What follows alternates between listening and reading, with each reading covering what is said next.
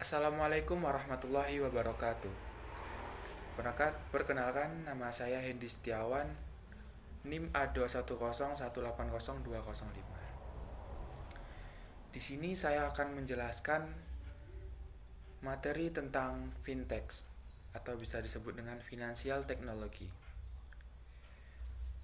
Financial technology sendiri adalah inovasi di bidang jasa keuangan yang tengah naik daun di Indonesia sejak beberapa tahun terakhir. Apa itu fintech? Fintech sendiri menurut otoritas jasa keuangan ialah sebuah inovasi pada industri jasa keuangan yang memanfaatkan penggunaan teknologi. Produk fintech biasanya berupa suatu sistem yang dibangun guna menjalankan mekanisme transaksi keuangan yang spesifik. Inovasi dalam fintech sendiri ialah perusahaan yang bergerak di bidang jasa keuangan yang menggunakan teknologi untuk mempercepat dan memudahkan aspek layanan keuangan.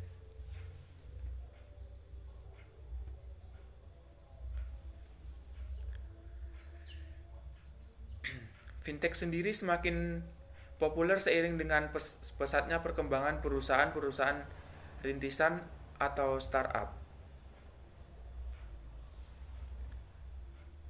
Perkembangan penggunaan fintech dan perusahaan fintech juga terus berkembang dari tahun ke tahun. Bersumber dari data Bank Dunia, pengguna fintech adalah yang awalnya 7% di tahun 2007 berkembang menjadi 20% di tahun 2011. Lalu meningkat menjadi 36% di tahun 2014 dan di tahun 2017 mencapai angka 78%. Atau tercatat sebanyak 135 sampai 140 perusahaan. Dengan total nilai transaksi fintech di Indonesia pada tahun 2017 tersebut diperkirakan mencapai 202,77 triliun. Meluasnya fintech menciptakan berbagai perubahan yang sangat signifikan. Salah satunya terkait dengan gaya hidup.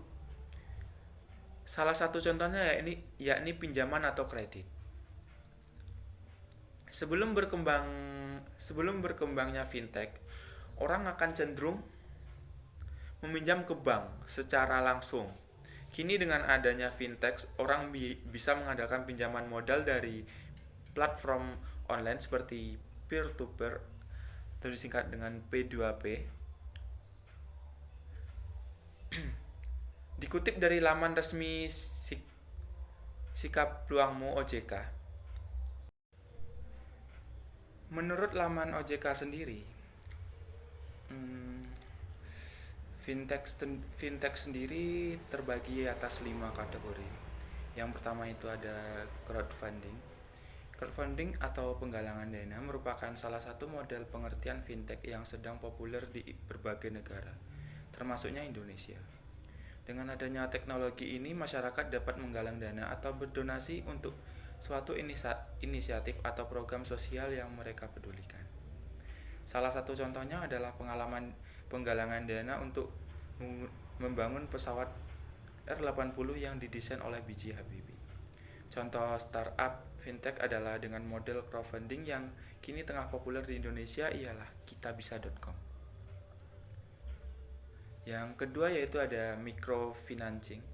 Microfinancing sendiri adalah salah satu layanan perusahaan fintech yang menyediakan layanan keuangan bagi masyarakat kelas menengah ke bawah untuk membantu kehidupan dan keuangan mereka sehari-hari.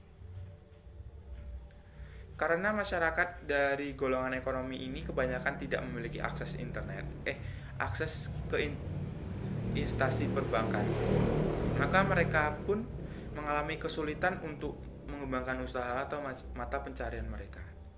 Microfinancing sendiri berusaha menjembatani permasalahan tersebut dengan menyalurkan secara langsung modal usaha dan pemberi pinjaman kepada calon peminjam. Sistem bisnis dirancang agar return bernilai kompetitif bagi pemberi pinjaman, namun tetap attainable bagi peminjamnya. Yang ketiga yaitu ada P2P. Jenis ini lebih dikenal sebagai fintech untuk peminjaman uang. Perusahaan fintech ini membantu masyarakat yang membutuhkan akses keuangan untuk memenuhi kebutuhan. Dengan pengertian fintech ini, konsumen dapat meminjam uang dengan lebih mudah untuk memenuhi berbagai kebutuhan hidup, tanpa harus melalui proses berbelit-belit yang sering ditemui di bank konvensional. Salah satu contoh perusahaan fintech yang bergerak di bidang ini yaitu adalah Awan Tunai sebagai startup yang memberikan fasilitas cicilan digital dengan aman dan mudah. Yang keempat ada market comparison. Dengan fintech ini pengguna dapat membandingkan macam-macam produk keuangan dari berbagai penyedia jasa keuangan. Fintech ini adalah juga dapat berfungsi sebagai perencana finansial. Dengan bantuan fintech, penggunanya dapat mendapatkan beberapa pilihan investasi untuk kebutuhan di masa depan.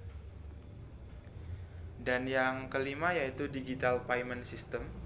Digital Payment System adalah startup yang bergerak di bidang penyediaan layanan berupa pembayaran semua tagihan seperti pulsa dan pasca bayar, kartu kredit atau token listrik, serta PLN. Salah satu contoh perusahaan fintech yang bergerak di bidang digital payment ini ialah Payfast yang berbasis keagenan untuk membantu masyarakat Indonesia, terutama mereka yang tidak memiliki akses ke bank untuk melakukan pembayaran berbagai macam tagihan setiap bulannya. Selama ini, industri fintech masih diatur oleh peraturan OJK nomor 77 tahun 2016 tentang layanan pinjaman meminjam uang berbasis teknologi informasi.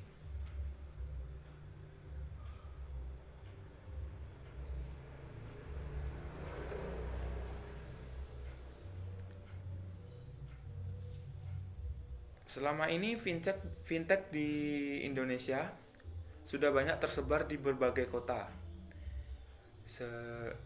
Seperti kota-kota besar yang di Indonesia, bahkan di kota-kota kecil pun terdapat fintech. Seperti yang paling marak sekarang itu yaitu Dana. Dana di mana-mana ada dengan proses yang tidak begitu rumit dan proses pencairan dananya yang cepat. Jadi ada plus minusnya fintech sendiri itu. Mungkin plusnya ya prosesnya yang begitu cepat dan tidak berbelit-belit. Cuman minusnya yaitu banyaknya penipuan yang marak terjadi di dunia, bahkan di Indonesia. Mungkin kurang lebihnya itu penjelasan fintech dari saya. Kurang lebihnya saya mohon maaf. Saya akhiri. Wassalamualaikum warahmatullahi wabarakatuh.